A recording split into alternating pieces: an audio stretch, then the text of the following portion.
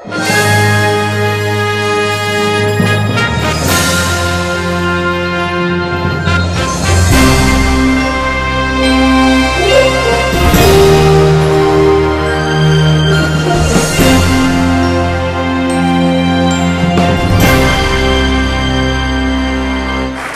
you've seen from the program, we have a series of panels which will proceed during the day, and then tonight the governors will be up on stage to take questions. But it is my high honor and personal privilege to be able to introduce to you the Governor of Florida, Jeb Bush.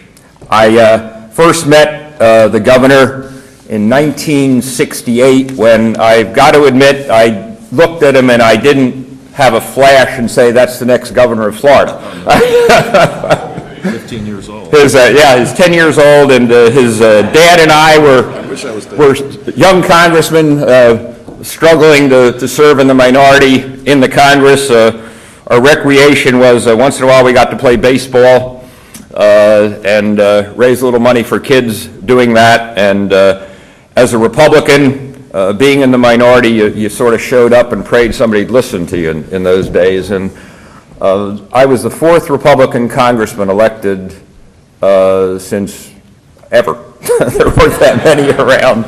But what a privilege and honor it's been to watch the development and the growth of this person who I truly think is a great American. He has done an incredible job. He has served with honor. He has served with dignity. He has had a mission. He cares about education. He works for it tirelessly. And I guess above all, when I think of the governor, and I was on a show this weekend asking about it, I remember the times of crisis. I remember the times that we've had the terrible things happen outside of here, and the hurricanes and the problems here, and the strength that we felt knowing that there was someone who cared, who had compassion, who really was on the job and knew what they were doing and was unflappable. We have been blessed by his service. This is no lame duck governor. This is a great governor. It's my privilege to present our governor, Jeb Bush.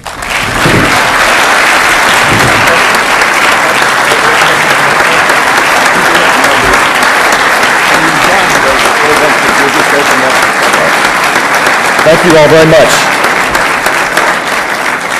Let me see the protests. Very nice. Thank you.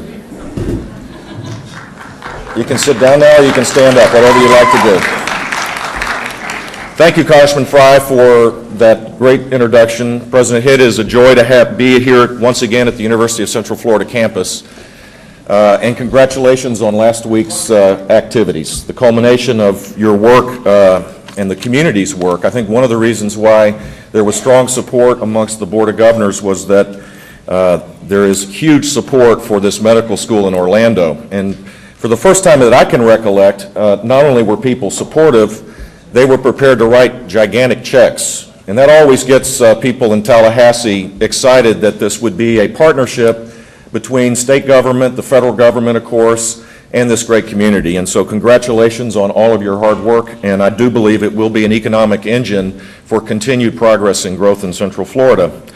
It has been a tremendous honor for me to serve as the 43rd governor of the state of Florida. I share this honor with many extraordinary people, some of whom are here today, and you'll have the joy of listening to them speak.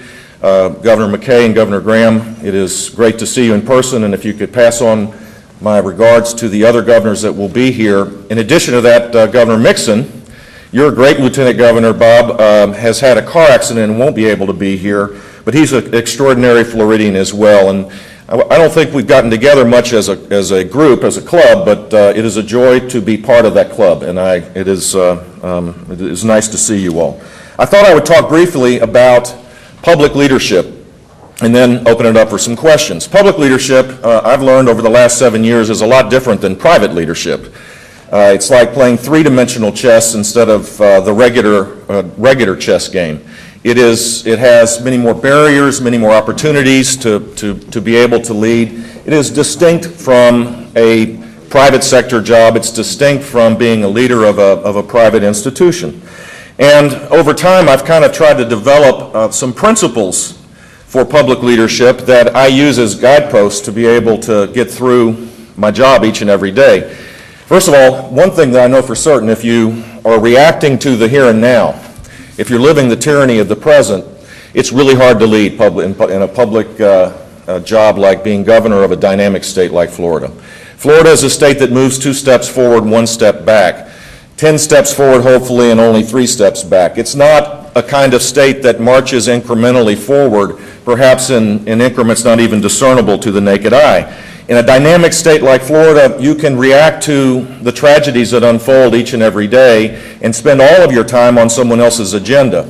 And so it's important, I think, to have some guideposts to continue to be able to stay on track with trying to implement one's agenda.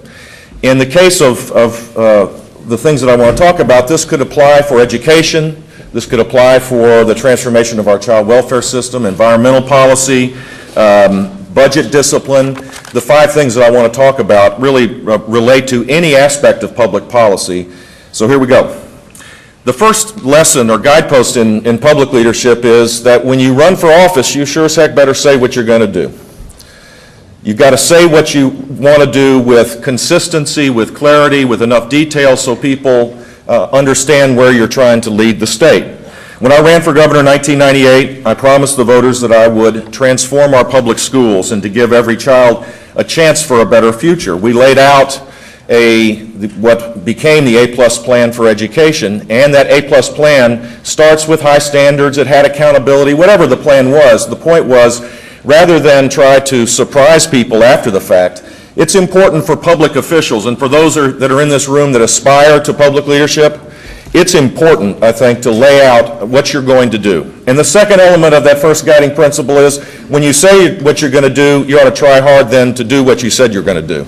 That full circle is something that is lacking sometimes in politics, and because of that there's distrust and a lack of a sense that people in politics are servants. Sometimes people think politicians are masters. One of the ways to deal with that issue is to lay out what you want to do and then pursue with a vengeance the implementation of what you said you were going to do. And that's what I did in 1998. It became the organizing principle, perhaps even of the campaign in 1998 and 2002. It gave a sense of clarity about where I wanted to lead the state in public education, and because of that, we were successful in implementing some dramatic reforms. And those reforms have been built on over time. And so, lesson number 1, if you will, for any aspiring politician in this room, it's be true to your word. Is to advocate your principles and then don't be shy about implementing them because of the difficulty perhaps of the moment or the political correctness of the times. People will respect you if you stand on principle, adhere to those principles, and work hard to implement them. The second lesson that I want to bring to your attention is one that is also important, which is that if you're on a mission to change something, which is what I hope public life should be about. I mean, why elect someone who's going to advocate the status quo? My God, in a state like Florida, there's enough to do to change, to constantly be challenging the status quo to move forward. If you believe, like I do, that in the world we're living in, that is the common denominator, whether you're a Democrat or a Republican, that change is the constant in our lives, then you have to measure what you're aspiring to. You have to have a benchmark. If you don't measure, you don't really care. And too much in public life, politicians will advance a cause, then they'll leave it alone. If it passes the legislature, perhaps that's the measurement of success and they move on to something else. I personally believe that the big challenges of our state require long-term commitment, and it means that we have to measure. And it's a little nerdy perhaps, but we baseline everything that's important. We measure because we care. We measure how students are doing, how their learning gains are doing. We measure subgroups to shatter the myths that some kids can learn and some kids can't. We measure the progress of students aspiring to our universities. And in Florida, we have more and more students that now do aspire to get a higher education degree. And if things aren't working as well as I would like them or part of our team would like them, then we also know how we need to improve things and have the honesty and the courage to say it's not working as well as it needs to, so we need to make some modifications. So that would be the lesson number 2. If you don't measure, you don't care. The third guiding principle of public leadership is you got to stick with it. Now, some people think, I don't know, this may be a surprise, Martin, some people think I'm stubborn. I think it's determination. One man's version of determination, I guess, can be being stubborn, but you have to stick with it. If you're advocating big, bold action and reform, it can't happen overnight. We live in a world of immediate gratification. Our culture demands that things just happen overnight. The big things don't happen overnight. They require doing the little things over and over and over and doing them the right way until you change the paradigm. And so real reform requires a long-term commitment, and it requires public leaders to be determined, to be tenacious, to stick with their principles, and to stick through the tough times, because paradigms do shift. Public education today, the debate is dramatically different. Congressman Frey, with us, I noticed as I scanned out in the halls are some of the folks that have covered politics in Florida for a couple of decades. Most of the newspaper reporters that have covered it over the long haul will contest to this, that in 1998, when we advocated the things that we advocated, there were a lot of people that were upset about it. A lot of people didn't think it was going to happen. A lot of people thought accountability wasn't fair. A lot of people thought, and still today, think that private school choice is not the appropriate thing to do. I will leave that debate for another day. The point, though, is that in 2006, the debate is dramatically different. The debate today is not about what it was in 1998. And that's because things do change, context change. And so the third principle is an important one. You have to stay in it to win it. You have to stay determined over the long haul in public leadership to make a difference. The fourth principle or guidepost that I have used that sometimes successfully and sometimes not is communicate, communicate, communicate. People don't really watch what goes on in Tallahassee. Now, I know that sounds like, for anybody that lives and breathes the water and air in Tallahassee, that may be hard to imagine. But most people in our state are watching all the stuff that we do with their peripheral vision. They got more important things to do. They got to grow a family. They have to prosper in their jobs. They're looking to maybe be able to find a home they can afford. They have a lot of things that they would like to do. Tallahassee may be important occasionally in their lives, but they're watching it with their peripheral vision. And so it's important to be able to communicate a message with consistency and regularity. And in doing so, then and only then will people be able to understand your passion and your commitment. The best compliment that I have gotten as governor of this state isn't, Jeb, I think you're doing a great job. I support everything you're doing 100%. That's good for the ego, I guess, and that's nice to hear. The best thing that best compliment a public leader can get is, I don't necessarily agree with what you're trying to do, but I know your heart's in the right place. I know that you're trying to do what's best. I know that you're determined. Those characteristics, I think, over the long haul matter. Finally, let me just suggest to you that the fifth guidepost is for public leadership in a state like Florida is that success is never final and reform is never finished. If you start with the premise that change is the common denominator of all of what we have in this diverse state, then we have to constantly be moving forward.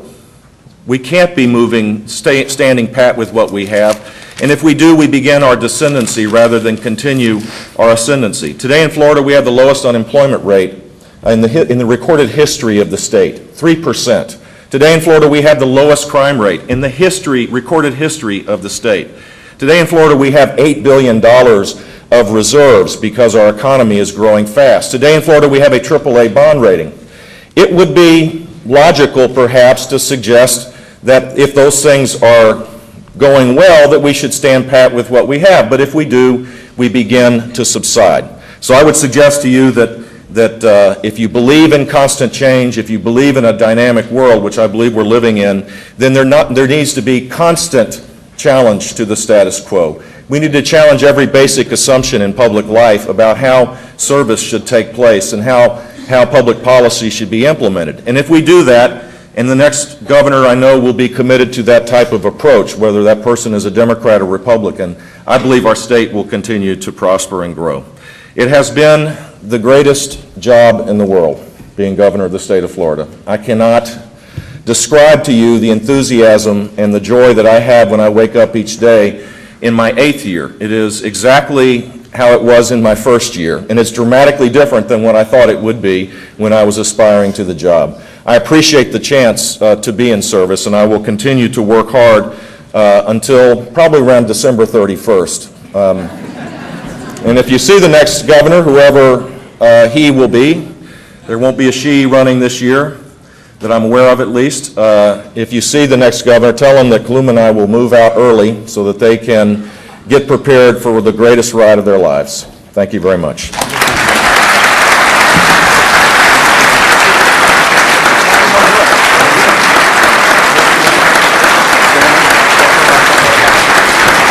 about military research. Talk about handguns. The governor is going to take some questions. I was hoping you could, you've applauded military research and spending at UCF, and it seems the only way UCF can get money is if we continue to research building bombs, building things that destroy rather than things that create. I was hoping you could discuss the research there's in the last couple of years for UCF's pain gun that we're developing in the Creel building and that we're funding and stuff like that. Very good. You could talk about a pain gun. You finished? I think so. I'd like to hear your response. Maybe I have something else. Good. If you finish, I can start. I'd enjoy that. I don't know about the pain gun. I do support the fact that there's been increases in defense spending in our universities, and the spinoffs from that do create high-wage jobs. And those high-wage jobs allow people to pursue their dreams independently. And the spinoffs from military technology can, in many cases, be applied directly to the private sector. And so that self-sustaining nature of our economy, we need to take the strengths of the state, and one of them is in the fact that we have a great relationship with our Defense Department and our military, to take that to create the high-wage jobs of the future. And that's why I think any governor would be crazy not to support the activities going on at this university, the University of Florida, and the other great universities where military research takes place. We have a disagreement, but that's, the nature of living in a free society. I think my point of view is a point of view that a great majority of Floridians support.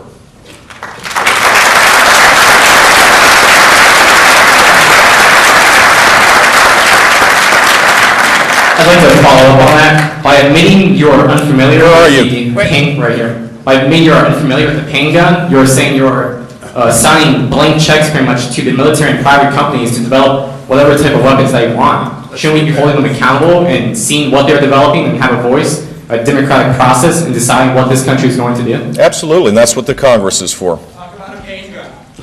Okay, Governor. What one experience, I think a lot of the students in here are really interested in politics. What one experience would you say prepared you the most as a young person, a college student, for the job today that you're serving in? I'll be honest with you. My college experience was probably unique in that I had met my wife to be in high school, and so my organizing principle during my college time was to get out as quick as possible. And I graduated from the University of Texas in 2.5 years, and it was really motivated to get married and to start my family and to start my life. And it's, I've reflected back a little bit on it. One of the things I have not done as well as I should have or could have perhaps is that when I got married to my wife right after my 21st or 22nd birthday, I was still in school, just about ready to get out, and we got married on a Saturday, and we took Sunday off, and I went back to work and back to school on Monday. And I haven't had 10 days off since then. I'm 53 years old. So one suggestion I have is don't follow that path. Don't live a completely frenetic life. I mean, high energy, enthusiasm, intensity, focus, determination, those are all adjectives that I think help a public leader. But reflection, charging the battery a little bit, those things also help, and I'm not the poster child for that. The experience I've had as governor that has really been the most life-altering has been to work with the most dedicated group of individuals I've ever seen, which are the first responders, the emergency operations folks all across the state. These are people at the state level.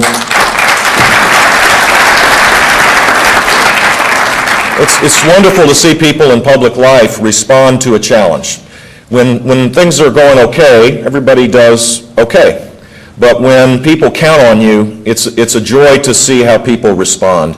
And in our case, in our state, the first responders in our emergency operations centers, the firefighters, the police officers, the public health nurses, the volunteers, the Salvation Army people, the National Guard. You just list all of these thousands of people that in an emergency work as a team and work as a unit to provide support for people is pretty remarkable. I guess that's probably been the most amazing part of my 7-year journey. Question back there. I don't always agree on every issue, but I do believe your heart's in the right place. See, that's the compliment thing. Governor, there's been a lot of talk in Orange County about perhaps on the state level tightening up ethics for elected public officials on the state and local level. Is that something that you're looking into, especially while the legislature's in session? Do you believe that there should be more oversight from the executive branch on the Rules and Calendar Committee for legislators who may take leave from the session to campaign? I don't know what you're specifically referring to, because I don't think, I mean, people could campaign, I guess. They can't raise money. Here's my view. My view is that the legislature can govern themselves pretty well. They don't need the governor challenging their rules or their procedures. It creates a unwholesome climate if I started to do that regularly. It would create a serious problem, and this is a partnership. The executive branch of the legislature have to work together to get things done. Now, they have some pretty difficult and tough rules now, and not only do they have rules, but as of last special session, they have dramatically changed the rules of engagement as it relates to entertainment and gifts, and I applaud that and signed that bill into law. And in those cases, if there's anything that's being done that is a violation not just of the rules but of the statute that we passed, of course it would be appropriate for the proper authorities to look into that. Good luck to you in your race. Thank you, Governor. Who's next? I think what the real question is you know, it's... Is this the SDS, like the 60s SDS? Oh, certainly. Wow. Yeah. I even remember them. Alive and well today. You're following. What the real question I have is, why must we depend on military funding and Department of Defense funding for research when this is a university? We have a Department of Education. Why can we not lobby for more money from the Department of Education so we could have unbiased research so that our engineers are turned into creators instead of destroyers? That's a fair question, and I think that the answer to that is it's not a zero-sum game. It's not either or, in my opinion. We should have, and if you follow what we're doing here in Florida, based on the increases of funding for research at the state level, the federal level, now with Scripps, where we have proposed a dramatic increase in funding for life science research. My proposal this year in front of the legislature right now is a $630 million economic development package, the majority of which would be focused on recruiting world-class scholars to our state and using local or university monies to match the state monies to expand dramatically the research capabilities of our universities. So I agree with you. I think that we need to expand those research capabilities because the intersection of, in the future, for high-wage jobs and creating the kind of communities we want, the intersection that we need to aspire to is how do you get the entrepreneurs and the dreamers and the creative class to come to Orlando. You get them to come by having expanding research capabilities in our universities. The dreamers, though, are being forced to research military. No, they're not. Being forced to research weapons, create weapons. No. The engineering department, many students have no other option. They're not forced to do it. And that's why we need to expand the opportunities I just described. Thank you. You bet. I would like to bring up the question as I'm a psychology major. My name is Matthew Houston. Hey, Matthew. And being in class, I recently fell into the idea that to get extra credit and things like that, military psychology programs are being offered to get us extra credit. And if we accept this, we get extra credit in our class. But some of it is for statistics on soldiers, and it's for how to better make the war machine work. I'm not saying that you personally have anything to do with this, but the idea that if that is being brought through funding, and if that is being taught, saying it's not just affecting people who want to come here, it's affecting students that are participating in this. Well, I'm sorry, go ahead, finish. And so, in regards, how if it's not just the researchers, it's students being taken into this and thinking. Well, I don't think anybody should be coerced into doing something they don't want to do for extra credit. I think the term extra credit is a self-described term, which means you get extra credit for doing it. It should be voluntary, and there are other options. Well, what about the students who are participating in this as graduate students who feel that there's no real other way out? They're being forced to do it? Well, I mean, if you're saying that if I get out of college, I won't have a job unless I go here, yes, that would be forced. Well, life is full of options, and so long as we create an environment. Plenty of welfare, right? Okay. Thank you, sir. Okay, now we've got time. If you could keep them, no speeches, if you wouldn't mind keeping them short. The governor's got to get out of here in a few minutes, and I think it's fair to everybody here that everybody has a chance to do a little bit, okay? Yes, ma'am. Hi. We'll go around this way as many as we can do, okay? I was just wondering why you initially fighted against the drilling off the coast of Florida, and now it's the end of your term as governor. You're allowing drilling 125 miles off the coast, even when a large part of Florida's economy comes from its coastal tourism. First of all, I continue to support a plan that was in front of the Congress that unfortunately did not garner the support of our delegation, our entire delegation, which would have allowed for no drilling within 150 miles of our shore, number one. Number two, it would have taken the rest of the coastline, which right now is not under moratorium, and created a moratorium in, I think, to 2013. Thirdly, it would have allowed future governors, with the support of the legislature, to continue to opt out of offshore drilling. That was the best plan that we could have to support, to protect our coastlines, and the compromise agreement was up to 150 miles. I continue to support that. If there's other options out there right now that are less than that, they don't have my support. Not drilling off the coast of Florida, I think that's a pretty good option, don't you? Yeah, I agree with you. And under my tenure as governor, we got the federal government to buy out a lease that was within 30 miles of our shoreline.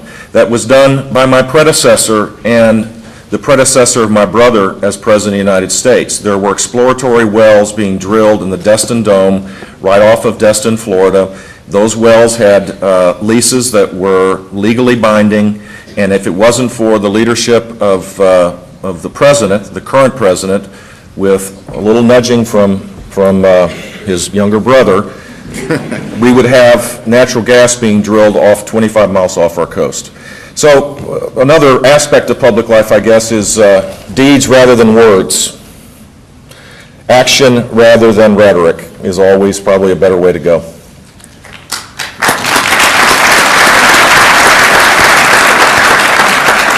You've talked about change, which I think is well stated, but there's another aspect of governing, I would think, that's continuity.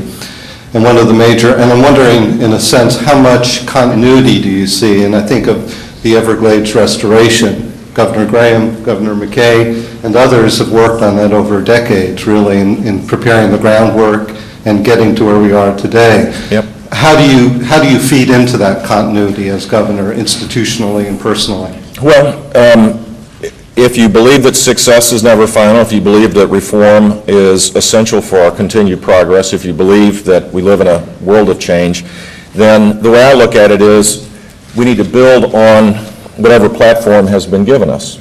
And in the case of the Everglades, because of the work done by my predecessors, we were in a position to begin to actively start digging dirt and begin to vet the SERP programs and to begin to request for the first time significant fundings from the Florida legislature, and to create a partnership with Washington where they began to increase their funding for the Everglades. And so when Governor Childs was governor, the context was dramatically different than it is now. Similarly, when Governor Graham started this effort, the context was completely different. So I don't know how you can. I guess there's continuity because these things are important for Florida, period. And whether it's public education or environmental policy or social service delivery, there is continuity because many of the same people are working on these issues. The advisor to both I believe Governor Graham was Estes, your advisor, and Governor Martinez and Governor Childs and Governor McKay, all of them, one of the senior advisors, and me, was Estes Whitfield, for example. And so having a sense of history and context is important, and it's important to be able to listen to people to take action because if you miss out on what has happened in history, you're kind of missing out on the nuances that make it possible to be effective as a leader. Yes, sir. My question pertains to something more on the national scale. I was wondering how you feel about the NSA wiretapping and if it's appropriate, ethical, and constitutional, and what you're doing to protect the rights of the citizens of Florida. Well, I do support the use of wiretaps for when our intelligence agencies believe that our country is being protected.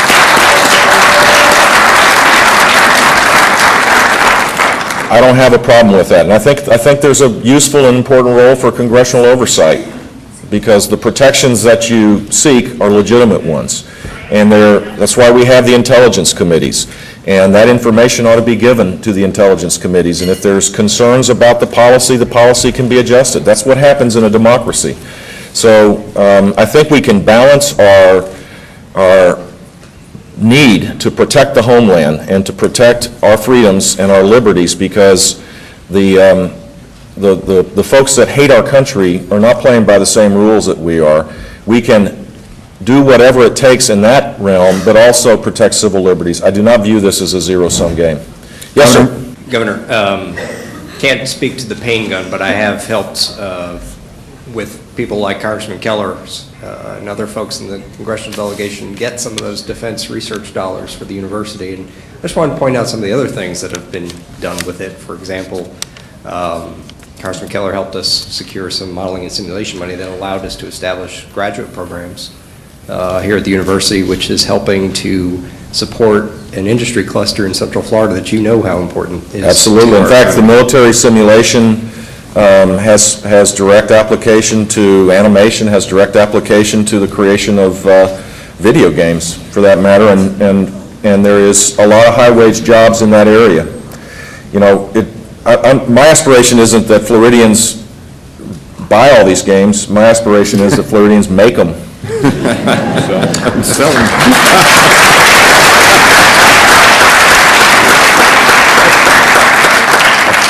A few years ago, the University of Central Florida scored the highest for the peer review on your awards for Centers of Excellence. And so we received $10 million for the Florida Photonics Center of Excellence. Well, we had defense research dollars that augmented that award that have been used to support our photonics cluster here in Central Florida, which is another one which is of huge importance Plus, for optics and photonics. We're having a colloquy here, that's what they call it on the floors of the legislature, plus 3 new spinoffs and the beginning of private sector jobs. I don't believe that necessarily are related to the defense industry as well. So, while I'm respectful of people's concerns that were expressed as they had the right to do, I think that this university is on the right track of trying to create opportunities through research. Since you became governor and you saw that our school scores were low, and you have enforced the FCAT, do you believe that Florida still has low scores, or do you think you accomplished your goal of bringing up the scores? Good question, and no, I don't believe that we've accomplished what we need to because success is never final, and the expectation ought to be that every child, every student gain a year's worth of knowledge in a year's time. And so I'd like to see continued gains. We've gone from literally the back of the pack in terms of achievement to the middle of the pack. We've gone from some 48%, for example, of fourth graders reading at grade level or higher to 72%. Those gains are the highest of any. Those are the highest gains in the country over the last 7 years. African American Hispanic students, the gains have been even greater, although they started further behind. And so this is kind of what I was trying to say in my remarks, that those are good results, but you have to build on that. You have to make sure that the next iteration of reform is focused on what do we do about middle school kids? What do we do about high school students, many of whom are bored out of their just minds because they're not being challenged. And so we have a series of reforms that bring more career options for students. There's a more focused, providing more monies for AP classes. I know we have some AP students here. We've expanded dramatically those AP classes around the state. Having no tolerance for some of your colleagues that are at your middle school, some of your fellow students that are below basic readers. You know, they're not going to be able to be successful in high school or aspire to go to the UCF if they're a level 1 reader, if they're a below basic reader. So we need to have more reading coaches, more reading instructors in middle school. The whole series of reforms that now are being proposed, we couldn't do that in 1998 because we were at a different level of development. Now, hopefully these reforms will pass.